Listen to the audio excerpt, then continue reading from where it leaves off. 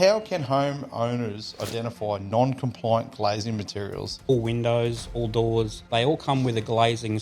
Liabilities of using non-compliant glass.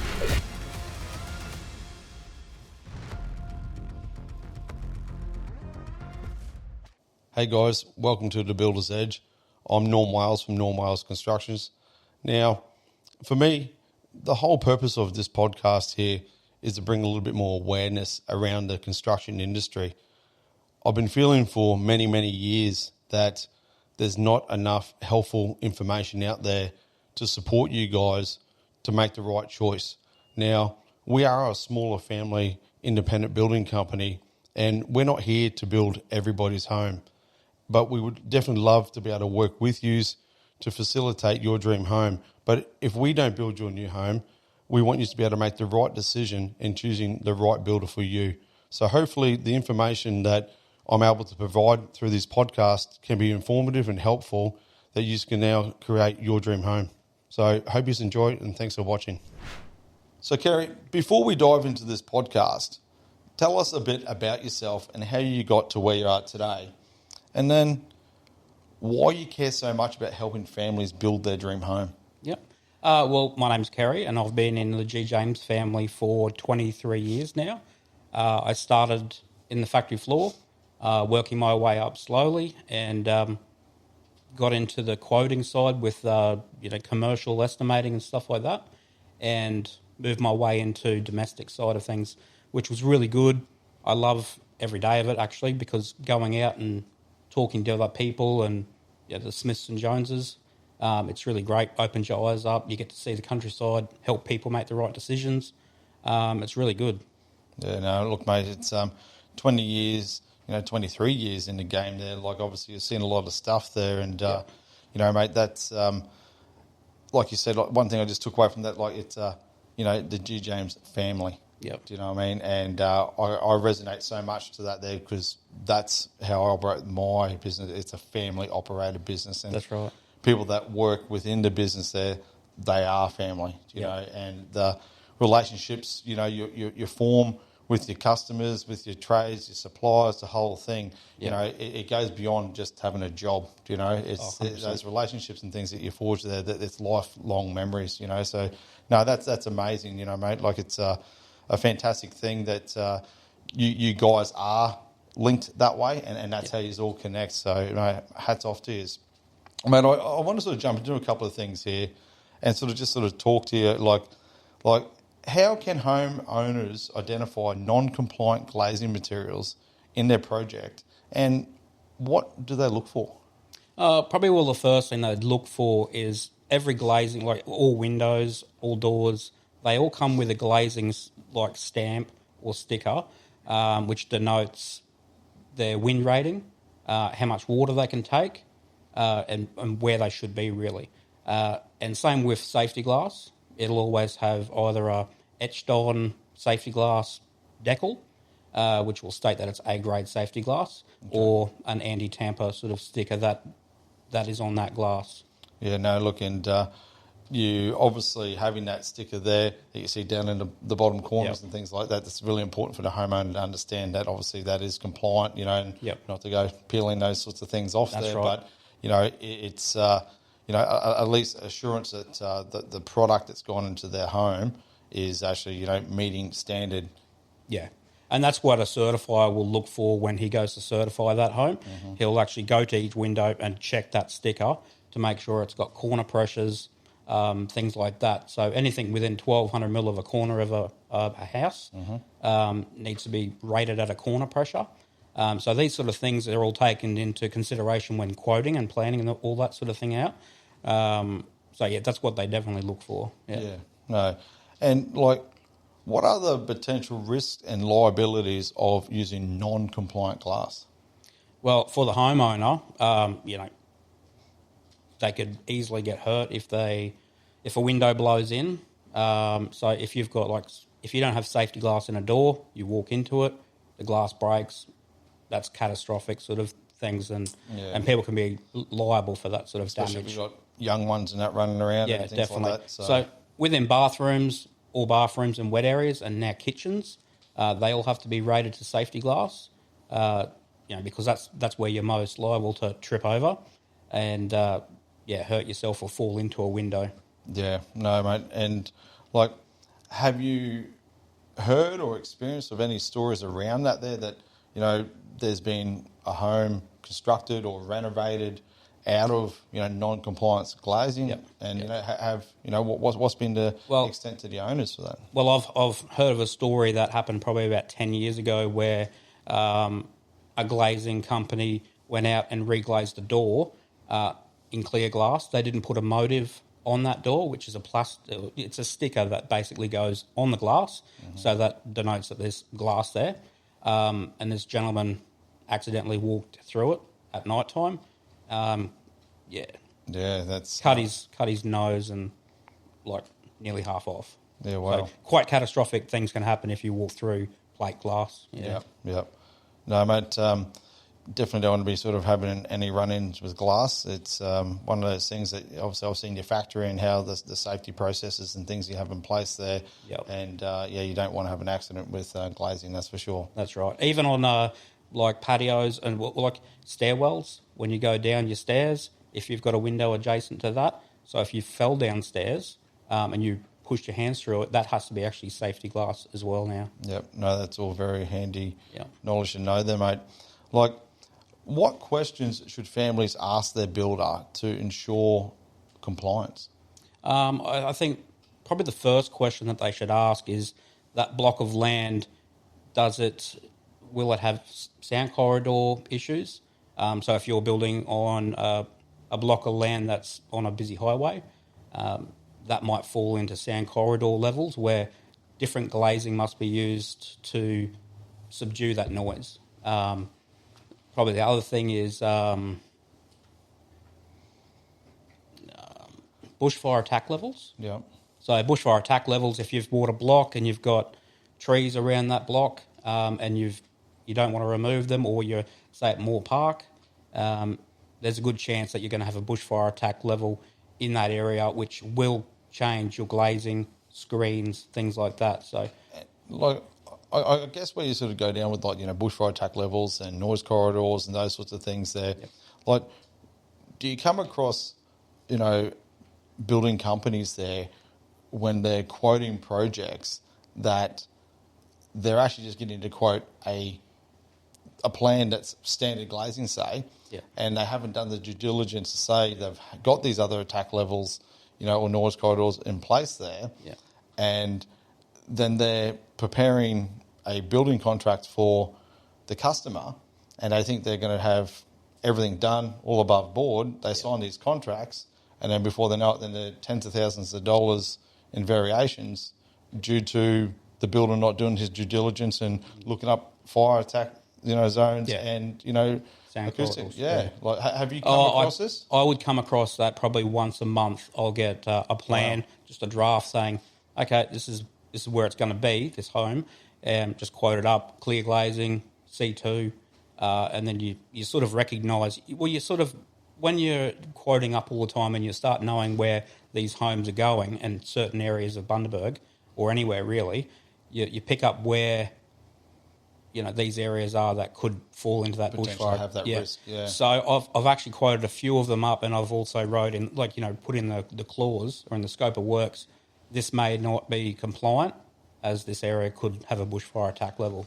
So do you think builders are taking that approach there, Kerry, due to, one, lack of knowledge of the area, two, just trying to go in at the cheapest price they possibly can to win the job, and then it blows out for hidden costs down the track? Definitely. I think they run with that just to get the job locked in, get some contracts signed, get the signed over on the dotted line, and then variations come in later on with, we didn't know, or things like that. So it's scary for the homeowner to have to front up for these extra charges once a project's started. Yeah, it's also very unethical for any company to be operating that way. And I guess that's for ourselves. We only work off full plans and specifications, and we do our due diligence as detailed as we possibly physically can to be able to give the customer the right information. But I guess, you're seeing this so regularly and, we're out there doing the right thing and there's others not doing the right thing. Yeah. But then that's going to be very hard for the actual consumer to be able to understand a quote that is prepared to them from, let's just say ourselves and, builder B and C, or for example, if they're not complying and actually comparing things equally. Yeah. Oh, 100%. Like I'll get that a lot as well, where I'll go through the scope of works, or you'll get the idea that actually you'll get a plan drafted to you, and you'll get a scope of works or energy efficiencies, different things like that with engineering. So I'll go in there and actually do everything 100% correct, and then I'll get a reply back saying, "Oh, the other window company is about $6,000 cheaper." So sometimes that's a bit hard to swallow, but then you say, "Well, can I have a look at the plan?" You can wipe out the prices and whatnot, and in 90% of the time, it's not apples for apples. Yeah. They've given a non-compliant quote, really. Yeah, look, it's unfortunate those sorts of things are happening there, but like that's where I guess while we want to bring awareness, to people that are looking at building there, that they need to be able to compare things apples to apples. Yeah. And then understand that sometimes, like, if they think they're going to be getting a better price, are they actually going to be getting the same quality product? So, like, really from there, like, what are the warning signs that a builder may be cutting corners with the glazing? Well, it's sort of hard for the customer. They're not really going to be aware until they've got their windows in their home or their shower screens are already in. It's a bit of a tricky one, but if they're asking the right questions from the start, making sure that, if they know that it's a C2 wing code for that area, if they're asking the builder that and making sure that they're actually complying to the rules, that's probably the best, So obviously, like, choosing the right builder to start with, and everyone thinks they choose the right builder, but I guess that's doing the research on the builder and understanding that, they are delivering what they say they're going to, that their projects aren't sitting there for 6 and 12 months, not moving along there. But like with builders sort of cutting these corners, is it also then that, do you work with, building companies that are with you 1 week and then next month they're down the road to a opposition that's, maybe a little bit more competitive in price, but then it's not the same thing. Yeah. Like, and then, the customer thinks they're getting an A-grade product, but they're technically not. Is that fair to say? Yeah, definitely, 100%. I have seen and I've dealt with builders like that, 100%. So would you say that they're doing that there because they're not just trying to win a job and pull the wool over the customer's eyes by putting a less superior product in the home, but is it sometimes that they're having, maybe monetary problems in their business that they're skipping around other suppliers? Oh, definitely 100%. They might be with 2 or 3 suppliers. They might tap out their account. Who knows? And then next thing, they're knocking on our door again, trying to get house lots and stuff like that. So do you think it's a little robbing Peter to pay Paul when it comes into, hey, I don't have no money to pay this account, so I go to that account? Yeah. And so if that's the case, is that the point that, as the builder, not fully understanding, how to quote a job properly to start with, or is it they're actually not really good with their money? Like what do you think the main problem is? Well, they're usually the builders that will jump in and give that gun-ho sort of plan out without any specifications until, and then they'll win the job, and that's when the issues come into play. It's real interesting that there. It's a shame that we come across that. But, like, mate, I guess, like, from what we've just discussed and gone through there, like, what would you say would be the biggest takeaway that you could give families, a bit of advice on what to look out for when, choosing a builder, and, I guess making that investment in building a new home? I think just doing that research to start with, having a look at testimonials from other customers and previous customers to make sure that they were happy, that they got good service, they got good turnaround. Honesty is a big thing with builders too. If they're not, upfront with the owner with certain things, it can sort of cause trouble. But yeah, I'd say, yeah. No, look, mate, I think the information provided has, been extremely helpful there, what I mean? But, like, going from, understanding not using compliance glass and the safety features of that in itself, like that's something that you've got to always be protecting your family and I guess your asset. And you don't want to be paying for things twice at the end of the day either. Yeah. It's the biggest investment you normally make in building a new home, so you want to do it right the first time. That's right. So potentially, if we think we've got something that's too good to be true, it might be too good to be true, so it might be best, reevaluating that budget to see, can you spend that extra $6,000 that you mentioned before and invest in a better, more superior product? Well, longevity-wise, if you spend that outlay, might be $2,000 more, something like that.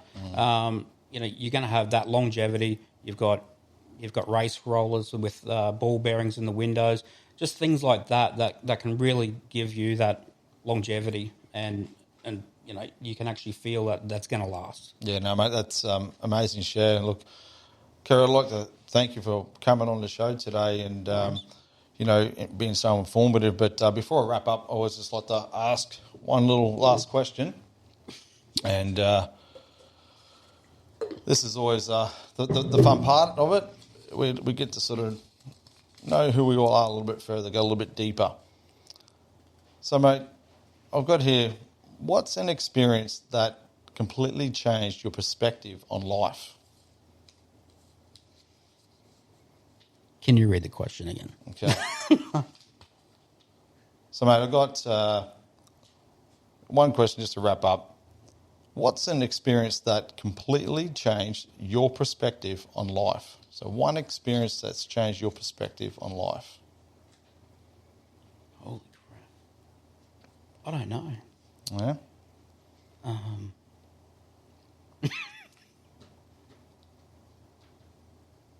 Not too sure. So one thing that's happened in your life that's really changed how you view things? I think over a certain amount of time, like doing the job that I do, that in itself has given me a better outlook on dealing with people and helping people and just looking after people. Yeah. It may not be one specific thing that has happened to change my point of view on things or change my life, but just doing that 12 years of looking after the general public, it's just opened my eyes to how if you treat people good and you look after them, they'll give you glowing reviews. You'll have Google reviews that are, yep, he was great to deal with, and you get more work from doing that. So I think just looking after people. Yeah, mate. Is one thing. I like that. Definitely looking after people doing the right thing. It's karma is a wonderful thing, and what comes and goes around. And I'm a big believer of, I guess making sure that you always do the utmost best you possibly can, and good things happen. Yep. All right, Carol. Well, mate, I just want to thank you once again for coming on the show today, and we're looking forward to having you again. Okay, thank you. Thanks, mate.